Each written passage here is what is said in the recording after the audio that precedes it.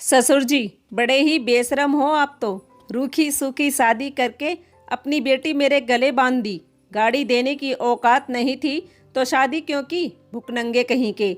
रोहन और साथ में उसकी माँ आनंद जी से बदतमीजी से बात करने लगे। उनकी बात सुनकर दिल के मरीज आनंद जी सीने पर हाथ रखकर वहीं बैठ गए। अपने पापा की हालत देखकर आज नीलम से बर्दाश्त न हुआ और उसने रोहन के बाल पकड़कर कई थप्पड़ उसके गाल पर एक साथ जड़ दिए। अपनी नई नवेली पत्नी नीलम के बिखरे बाल और लाल आंखें देखकर रोहन के होश उड़ गए। दरअसल जब से नीलम की शादी हुई थी, उसके पति और सास ने उसका जीना हराम कर रखा था। एक दिन पद्मा जी ने नई नवेली बहू का दरवाजा जोर जोर से खटखटाया। महारानी, यह सब क्या ड्रामा है? सुबह के 8 बज रहे हैं और तू अभी तक बिस्तर में पड़ी है। पद्मा जी अपनी नई बहू नीलम से बुरी तरह चिल्लाकर बोली तो नीलम घबरा गई और बिस्तर से उठ अपने कपड़े ठीक कर सर पर पल्लू रखकर खड़ी हो गई। दरवाज़ा खोला तो सामने पद्मा जी खड़ी थी। जरा घड़ी की तरफ देखना, क्या टाइम हुआ है? पद्मा जी नीलम की तरफ घूरते हुए बोली। माँ जी, वो मेरी आंख नहीं खुली तो आदत डाल ले। अब जा, खड़ी क्या है? जाकर चाय बना, कहकर पद्मा जी वहाँ से चली गई। नीलम की सास बड़ी ही खड़ूस स्वभाव की थी। नीलम की शादी को अभी कुछ दिन ही हुए थे। पद्मा जी नीलम को सुनाने के लिए कुछ ना कुछ बहाने ढूंढती रहती थी। बेटे की शादी में दहेज न मिलने के कारण वह नीलम को टॉर्चर भी करती थी। माँ बेटा दोनों मिलकर दहेज के लिए उसे परेशान करते थे। शादी के बाद जब नीलम तीसरी बार ससुराल आई तो उसकी सास नीलम को दरवाजे पर ही रोक कर खड़ी हो गई। आ गई महारानी, क्या दिया तेरे बाप ने? गाड़ी की बात की तूने अपने बाप से या नहीं? पद्मा जी ने नीलम से कड़कती आवाज़ में पूछा। मम्मी जी, मेरे माँ पापा की तबीयत खराब है। मैंने उनसे इस बारे में बात नहीं की और ना ही मैं उनसे इस बारे में कभी बात करूँगी, कहकर नीलम अपने कमरे में चली गई। पद्मा जी बेटे से बोली, तेवर देखे हैं इसके? कैसा जवाब देकर गई है मुझे। माँ, इसे तो मैं अभी बताता हूँ। रोहन दनदनाता हुआ कमरे में गया और नीलम को पीटना चालू कर दिया। दूर खड़ी पद्मा जी तमाशा देख रही थी, लेकिन बहू को बचाने के लिए आगे नहीं बढ़ी। नीलम एक गरीब परिवार से थी। उसके माता पिता बीमार रहते थे, इसलिए उसने कभी अपने पति और सास की हरकत के बारे में उनसे नहीं बताया।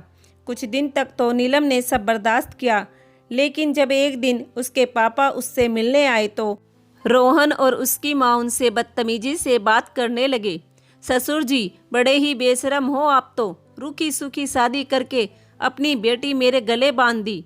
नीलम के पापा बोले, दामाद जी, यह क्या तरीका है ऐसे बात करने का? गाड़ी की मेरी औकात नहीं थी, इसलिए मैंने आप लोगों से पहले ही बोल दिया था। फिर अब क्यों मेरी बेटी को बाद में टॉर्चर किया जा रहा है? अरे समधी जी, अभी तो टॉर्चर ही किया है, आगे ना जाने क्या क्या होगा। पद्मा जी आंखों को मटकाते हुए बोली। नई बहू नीलम सब कुछ सुन रही थी। उसका गुस्सा चरम सीमा पर था, लेकिन वह शांत रही। रोहन बोला, ससुर जी, मेरी एक बात कान खोलकर सुन लो। अगर जल्द से जल्द गाड़ी का इंतजाम नहीं किया तो मैं आपकी बेटी को तलाक दे दूंगा।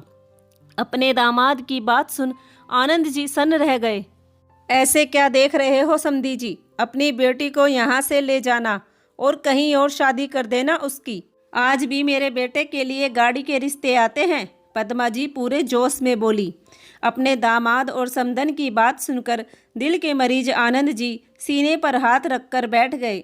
उनकी हालत बिगड़ने लगी। नीलम ने अपने पापा को संभाला। अपने पिता की हालत देखकर नीलम से आज बर्दाश्त ना हुआ। उसके सब्र का बांध टूट गया और उसने रोहन के बाल पकड़कर कई थप्पड़ उसके गाल पर एक साथ जड़ दिए।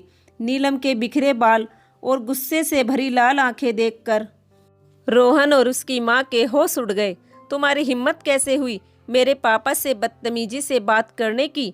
अब तक तुमने मुझ पर इतना अत्याचार किए, मैं सब कुछ बर्दाश्त करती रही, सिर्फ इसलिए कि मेरी वजह से मेरे पापा परेशान ना हो।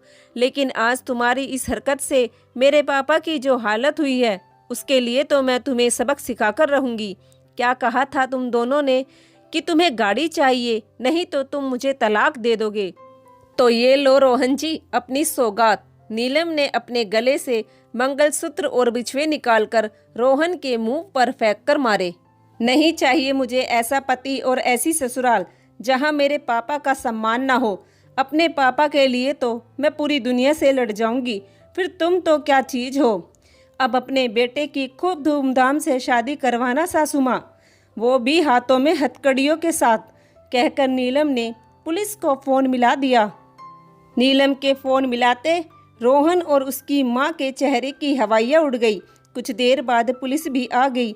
नीलम ने अपने साथ हुए अत्याचार और पति व सास की गाड़ी की डिमांड और उसके पापा का अपमान सारी बातें पुलिस को बता दी, जिसे सुनकर पुलिस ने उनके हाथों में हथकड़ी डालने में 1 मिनट भी नहीं लगाई।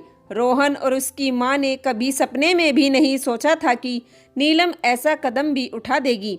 रोहन और उसकी मां गिड़गिड़ाते रह गए, लेकिन नीलम ने उनकी एक न सुनी और पुलिस उन्हें पकड़कर ले गई। आज नीलम के फैसले से आनंद जी को अपनी बेटी पर गर्व हो रहा था। वे नीलम से बोले, बेटी तूने सही किया, ऐसे दहेज के लालची इंसानों के साथ ऐसा ही होना चाहिए। उन्होंने अपनी बेटी को गले से लगा लिया और उसे लेकर वहां से अपने घर चले गए।